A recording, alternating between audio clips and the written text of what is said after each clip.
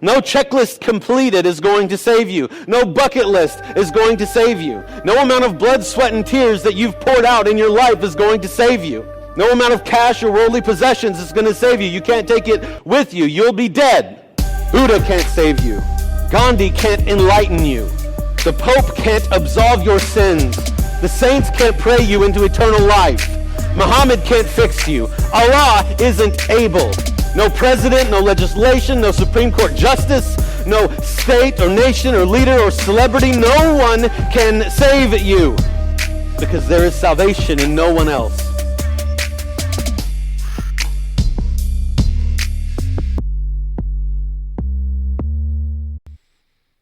All right, everybody. Hey, welcome back to another episode of The Bearded Bible Thinker. This one should be a little shorter than the article one. I promise that it should be. There we go. There's my way out.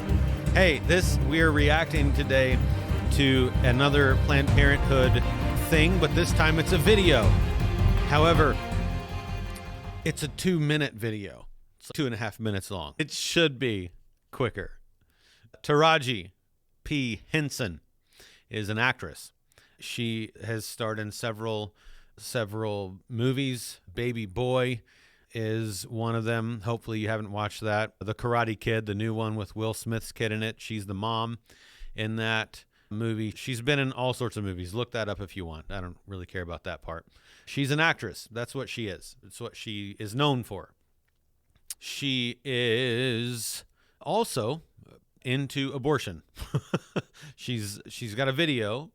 Planned Parenthood has her on Planned Parenthood's YouTube channel, essentially, is this video of Taraji Henson.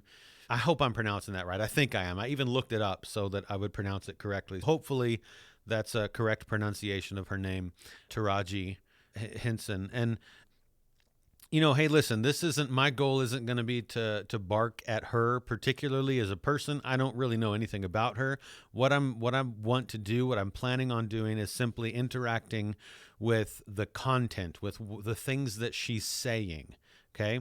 Now it's not an odd thing that some folks like a company like Planned Parenthood would get famous people to come alongside them, right? To speak up for them and that sort of thing.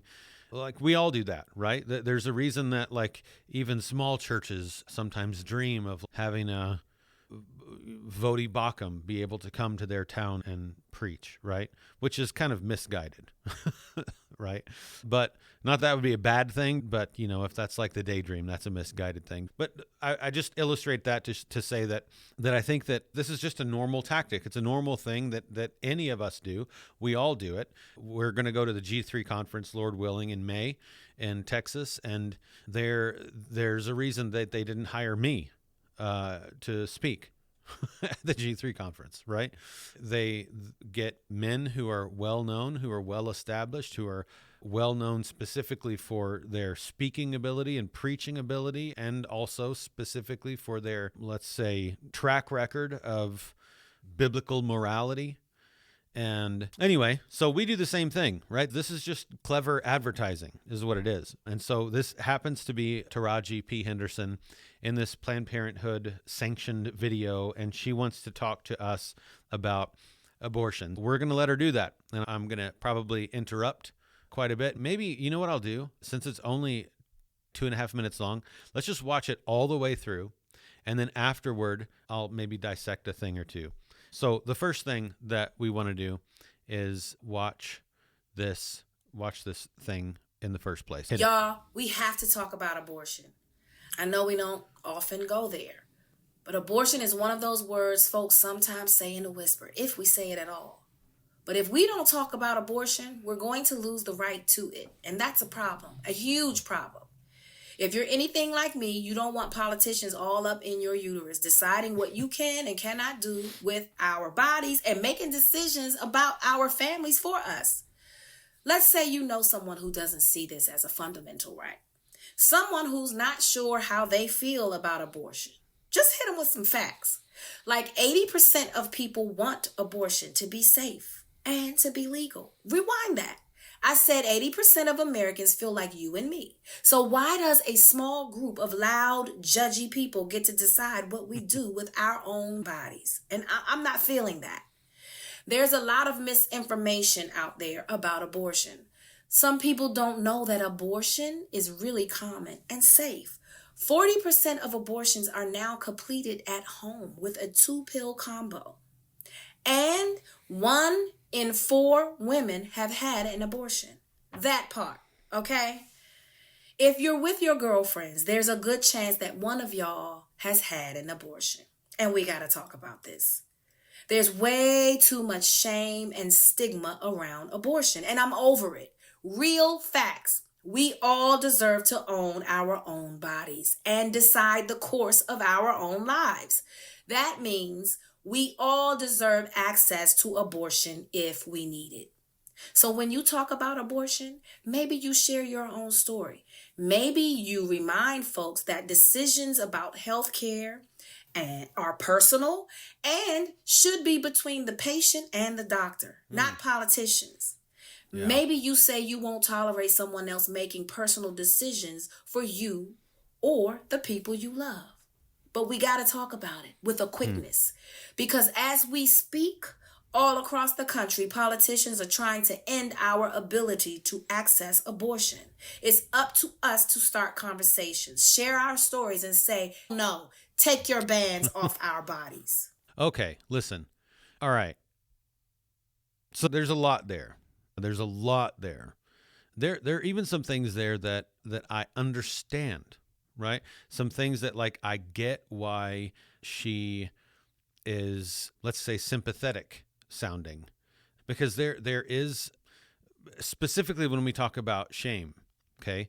And let me talk about that for a moment. When we do anything that is bad, when we do anything that is sinful, when we do anything that is antithetical to the scriptures, that is rebellion against God, believer or not, you deserve to be ashamed. However, we Christians know, you know this. If you're a Christian, you know this, that he bore our shame. That while even as a Christian, I've been a Christian for over 30 years now, and as I still just fail. I still sin. I still find myself trusting in other things and looking at other things for salvation or satisfaction or what, like those kinds of things, right? I'm still tempted. I still fail. I still struggle. And we all will. And when I fail in some way, it is not odd to feel shame. Even as a Christian, it's not out of place to feel shame as a Christian when you've sinned against God. It is actually very right for you to feel shame when you've sinned against God. But it is not right. It does not fit. It is not good if you continue to feel shame when you've sinned against God and then confessed and repented of that sin. Jesus Christ, this is the reminder, right, for the Christian, that Jesus Christ died, paid the penalty, bore the wrath of God. He bore the shame for our sin as well. So you don't have to be ashamed anymore. Now, whenever you sin and you feel ashamed, that's a good thing. That's because your heart is different. That's because you're a new creation. And when you do something that is antithetical to God, that is the opposite of what God wants you to do, you feel ashamed of that, right? And that's a good thing. That's the Spirit working in you. Now, I think sometimes we run into this issue in the church. I think sometimes we feel ashamed and we shame other people in spite of the gospel, not to lead to the gospel, not to lead ourselves to the gospel, not to lead others to the gospel of Christ who bore our shame. But we do that sometimes in a way that doesn't lead anyone to the gospel, but in a way that just leaves them in their shame. And I think particularly things that we're really vehemently against, like abortion, we can very easily overlook the fact that there probably are women, statistically speaking, there probably are women in our local church and in your local church who have had an abortion. There might be one or two, there might be 30. I don't know what your church is like or how big it is or how many people attend or how many people are members or any of that kind of stuff. And so it becomes really important for us as Christians to make sure that people understand that while this is a war in our culture that we wage, that we are fighting, this is another thing that simply is going to be put under the feet of Jesus Christ at some point. While that is true, we have to find that line. We have to manage this well so that what we're doing is waging unmitigated, brutal warfare, okay, against abortion as an idea, abortion as a good thing, abortion as safe, legal, and rare, abortion as healthcare. Though, as Christians, we are at war with those ridiculous, sinful, godless, idolatrous, burn your children to Molech ideas. And at the same time, like anyone who's been in any kind of sin, we are bound by the gospel that has saved us to proclaim the good news of the gospel, to reassure those who are already partakers with us in the gospel that even though we war against this, if you have repented and you've confessed, you've turned from your sin and you've turned to Christ, and that is no longer your burden to bear, then we are constantly needing to ensure that we're reminding our own people and the people who may have participated in this at any level, okay, that those sins are covered by the blood of Christ. That there is no need to feel shame anymore, but to join the fight. So that's something that I just wanted to say in the beginning, before we jump into this at all, that it's important that we have the right mode of thinking behind this, that we have the right attitude. Those whom we know who have had an abortion or participated in some way, they're forgivable. Now, my personal belief, if it was a premeditated, I know what I'm doing abortion, they may be forgiven by God for that, but they should suffer the penal consequences of that nonetheless. However, this is a touchy subject because I think, like other things in our culture, the Christian has an obligation to war with the godless ideology, and at the very same time to love the individual and to preach Christ and him crucified, to preach the gospel, the full gospel, like the whole gospel, the sin part too, and then certainly the grace part. We have to find that balance. You can do both. It's very situational at times, I think, but it's possible to do both. Okay, so without further ado, let's just jump into this and see where we get here and what kind of things pop into the mind as we walk through this. Y'all, we have to talk about abortion. I know we don't often go there, but abortion is one of those words folks sometimes say in a whisper, if we say it at all. Now, so I just first, I agree we have to talk about abortion. And I know, like, from her perspective, what it sounds like she means by that, what I'm assuming that she means by this is that, hey, those of us who are for abortion, we really need to speak up.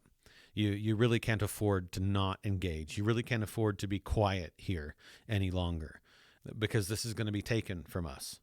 And yes, it is. Before it's over, yes, it is. But I would argue similarly from the Christian perspective that and make no mistake, those are two different perspectives, okay? The perspective that her and anyone else in these kinds of shoes makes is not the Christian biblical perspective. the Christian perspective, we too must talk about abortion. We too must engage. We too cannot afford to sit by any longer while innocent children are being slaughtered in the womb. We cannot do that. We are called to not do that. We are called to engage in our culture, not with AKs and weaponry of the world. We're called to engage in our culture, and the power of God to salvation is the gospel. That's what has the power to change our nation. But one of the reasons, I would argue, there are a couple of reasons, right? One of the reasons that like she said, that this is something that's whispered about or not mentioned at all, is because it's embarrassing. It is a shameful thing, and it should be. Again, I don't think that there's room for a Christian who understands their own salvation, who understands that they're a wretch. Todd Friel always says that he's the wretch the song refers to, right? If we understand that as Christians, then we have no place or right to down talk, right? To pound someone's head into the sand, so to speak, because they've sinned in some way, no matter how the egregious nature of the sin. So we bring sin to light, okay? We war against sinful things, but at the very same time, we have to always do in a careful way so that people aren't just left without a hope, so that people aren't left with, I'm a sinner. That's okay, great. Now what, right? We can't leave them without the now what. And so there is a stigma that's associated with abortion. There is a shame that's felt with abortion. And particularly those young women there's a whole generation of women who I think literally believed, not all of them, let me not make that kind of all overarching statement, right? Not all of them, but there were a lot of women at least in the previous generation, who truly did believe that this was just a clump of cells, because that's what all of the experts were saying, right? And so this is something that if it's a clump of cells, then there's nothing wrong with abortion, right? And so if I'm presented with false information and it leads me to do something that is horrific, and that's literally the reason, because I'm presented with false information, I don't have the right information in front of me, then I'm still liable for it, okay? But I'm not going to suffer the same consequences like it's not the same thing, right?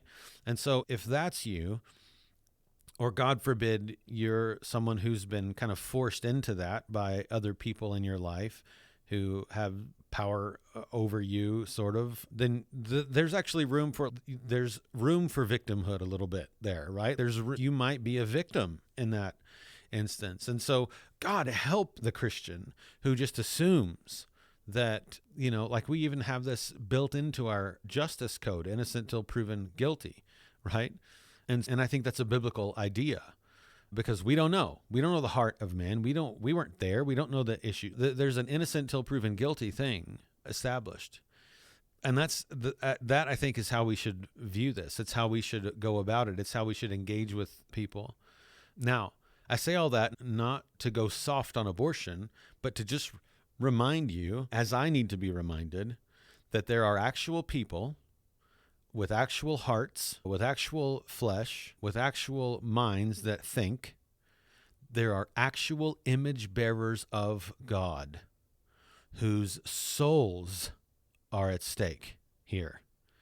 And to just run in guns blazing saying, you're a despicable human, you're terrible, you deserve death, you're disgusting, what you do is to just run in and verbally spit on people is not what Christ would do, okay?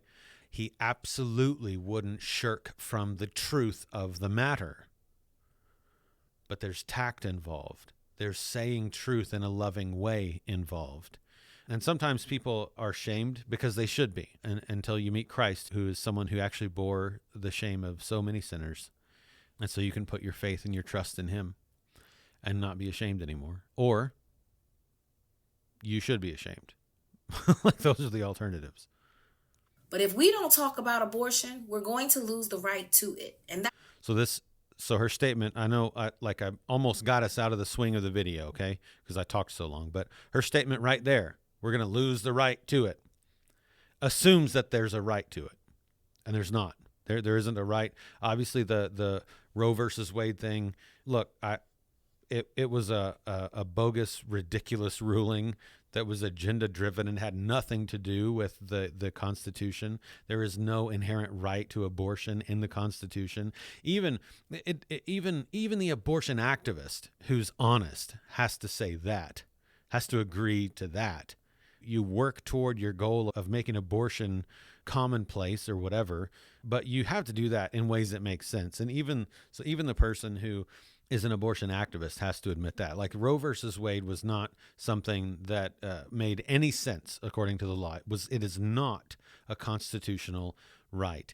And so that's first of all, that's just a false assumption. And secondly, I would even say that even so far as the law might dictate. So let me say it this way.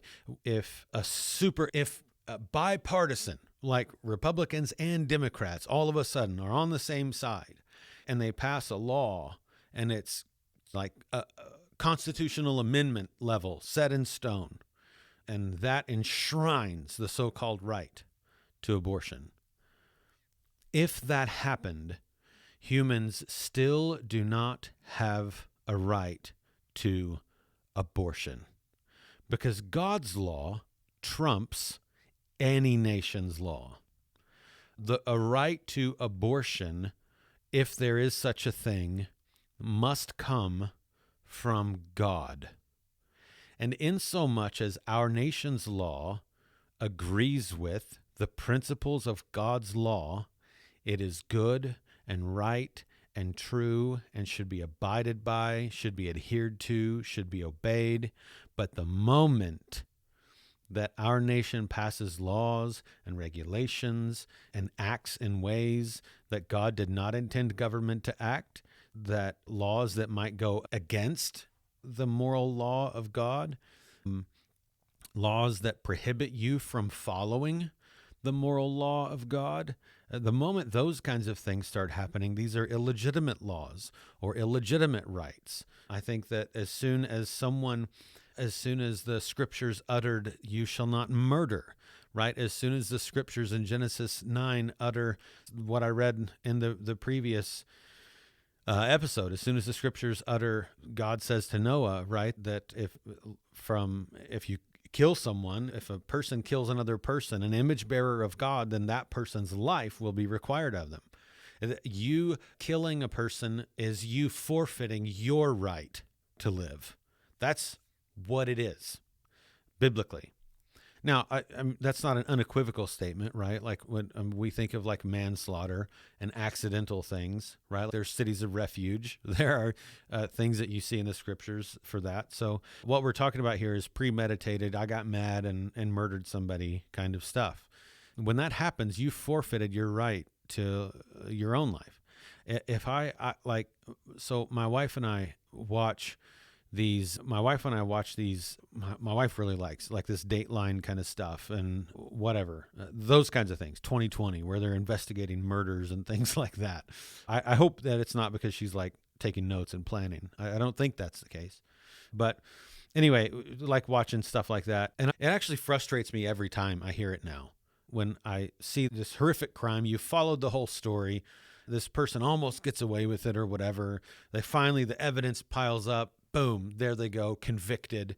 And then a guy might chop somebody's nose off and burn them, right, and kill them.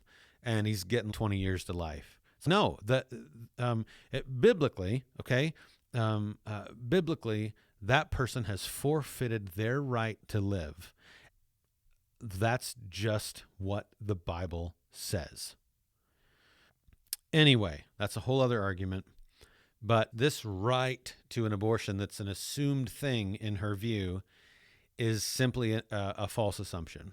It's not an actual right.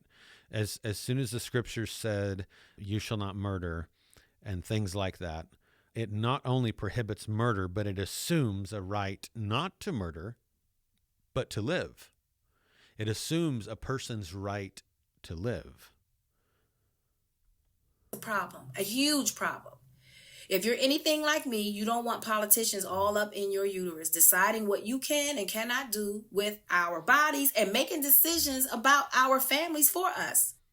So there's another issue, right? So in part, and we've talked about this throughout the month already, right? So I don't have to talk long about this, but in part, it is true that this does affect what you can and cannot do with your body, because it means you have to have responsible sexual decision making. You have to, even as an unbeliever, you can't just go running around willy-nilly having random unprotected sex with whoever you want and not expect there to be some sort of consequential thing that comes from sexual intercourse. That's not how that works, right? And so in part, sure, we could make the argument this is what to do with our own bodies. Many make this argument, and apparently Taraji Henson makes this kind of argument. Like, at the end of the day, the abortion bit, that's not just your body that we're dealing with at this point, right? You have made choices. You have made choices that have led to this situation. You've made choices that have led to a situation in which now this includes someone else's body. You don't have rights to take that life. That's not a right. We just talked about that. It's not your body, not your choice. Let's say you know someone who doesn't see this as a fundamental right. That's someone me. who's not sure how they feel about abortion. Just hit them with some facts. Like 80%. Okay. Facts. Okay, so to be fair, I don't know where she's getting these statistics. I don't know how true or whatever they are, but anybody can find facts. Anybody can find statistics. And I bet you, if we look in the YouTube notes from this video, I bet you they don't have the studies cited or the polls cited or anything like that. Anybody can just come up with things, right? If I polled the specific people in our church, I could then get on here and say studies show, or I could get on here and say one study showed that 100% of people are against abortion in America. Right? You see the problem there? You need to be able to not only cite your sources, but you have to pick sources that do actual good work, and sources that, like, at the end of the day, you have to understand that no matter what the poll, like, nobody asked me, in whatever poll she's talking about, nobody asked me. So it cannot be 100% accurate. That's impossible. Okay? With that in mind, let's listen. 80% of people want what? People want abortion to be safe and to be legal. Okay, safe. Abortion is never safe. Abortion, no kind of abortion is safe. She's getting ready to say something about so much of abortion happens at home now or whatever. Abortion pills are not safe. It does not matter what kind of propaganda you've heard or whatever. Abortion pills are not safe. And when we mentioned this in the first episode of the month, whenever a woman might have to go to the emergency room after taking an abortion pill, the emergency room is not required. Hospitals are not required to keep track of why they came in. There's no way to trace that, oh, this pill is doing this thing, right? It is not a safe thing. And especially, it is unsafe for the human life that is taken, that is murdered, or that is mutilated because of it. Abortion is not safe and involves murder. So therefore, abortion, according to God's law, has never been legal. And where our government fails to make it illegal, just blatantly across the board illegal, akin to murder, then our government is acting illegally. That. I said 80% of Americans feel like you and me. So why does a small group of loud, judgy people get to decide? Okay, so it's about me being loud and judgy. Actually, it's about God's law. At the end of the day, what she's attacking here, whether she means to or not, she's attacking Christianity. Like biblical Orthodox Christianity. I guess I have to say that now, because there are Christians so-called Christians who advocate for abortion, and so-called Christians who all of a sudden are pro-LGBTQ being like a good, right, and true thing. But she's attacking Christianity. She's attacking God. She's attacking God's law. She's attacking her own creator. Loud, judgy people. Again, it's not, we aren't to be judgy in the sense that we are only sharing the sin part of the gospel, right? But that's likely not what she means. We do with our own bodies. And Now, I'm not feeling that. language. There's a lot of So there's a lot of that kind of mean girl attitude kind of stuff going on here, you know, like when you move your head side to side and stuff like that and say things. There's a lot of rebellion in this, the demeanor of that statement anyway. They're like, who in the world do you think you are? Kind of a movement there. But, and at the end of the day, I think that the appropriate answer maybe should just be to read Job 38 and 39. And maybe that, like when we want to shake our little head at this idea, it's not just coming from some loud, judgy people who want to tell you what to do with your own body. It's coming from the God of the universe who created your body and who has absolute dictatorship over it. He is God and you are not. information out there about abortion. Some people don't know that abortion is really common and safe. 40% of abortions are now completed at home with a Abortion is not safe. That is a flat out lie because it's not safe for the child that dies. Okay? Got that? Now, the common part might be the most truthful thing in this. Now, hear me. I'm not even calling Taraji Henson a liar. She could be just as fooled by these false statistics as the people she's fooling now.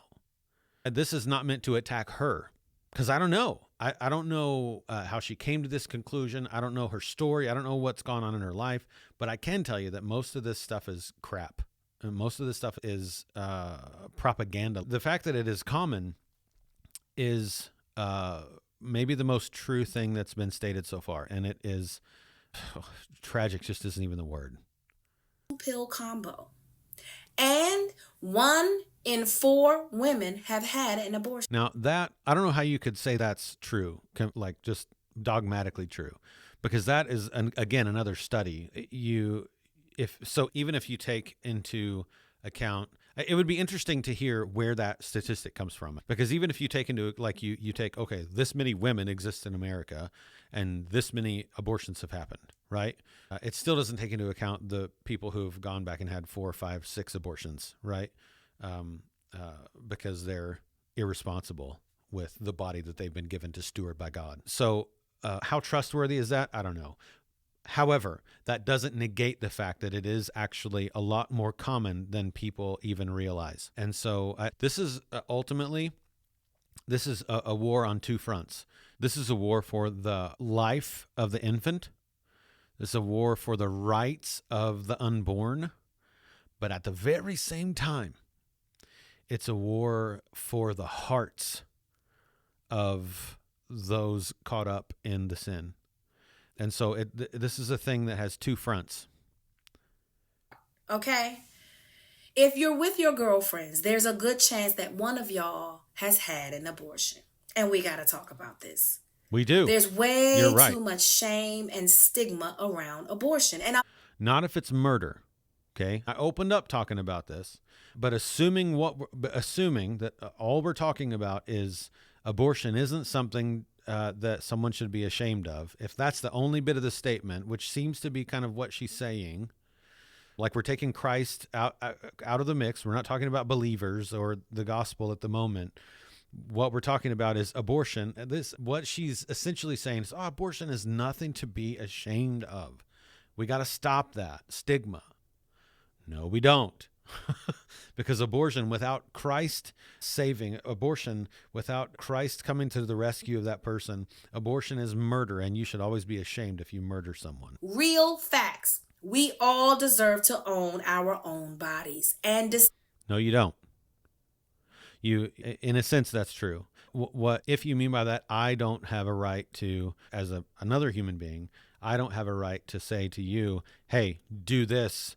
Put your arm up. Like, we don't have a Simon Says thing going on, right? Because you are your own autonomous person. However, at the very same time, the God of the universe created you and gave you that body to steward. You are not even your own.